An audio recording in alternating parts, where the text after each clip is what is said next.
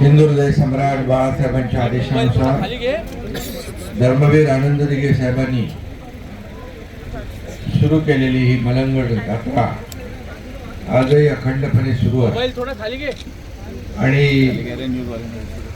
आपण म्हणतो हिंदूंची वैवाट ही मलंग मुक्तीची पहाट ठरेल आणि त्या दिशेने आपली वाटचाल सुरू आहे। या वर्षी फेनिक्युलर सुरू झालेली आहे आणि ज्या लोकांना मलंगनाथाचं दर्शन घेण्याची इच्छा असताना देखील एवढा पायी प्रवास करणं शक्य नसल्यामुळे ते दर्शनापासून वंचित होते।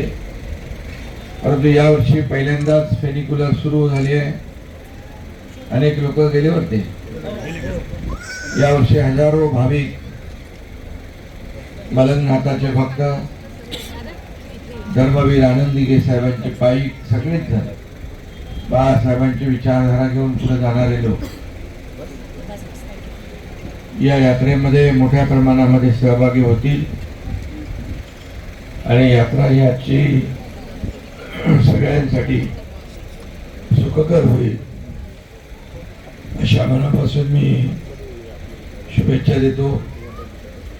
आणि सगळ्यांनी यावेळेस आपल्याला पायी जायचं नाहीये, फेनिक्युलर मध्ये बसून जाण्याची संधी आपल्याकडे आहे आणि म्हणून सगळ्यांनीच मलंगनाथाचं दर्शन भक्तिभावाने घ्यावं असं आवाहन मी करतो।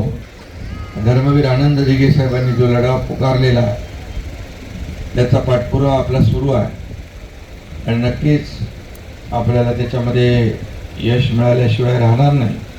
मी आपल्या सगळ्यांचं मनापासून स्वागत करतो। आपल्या महापौर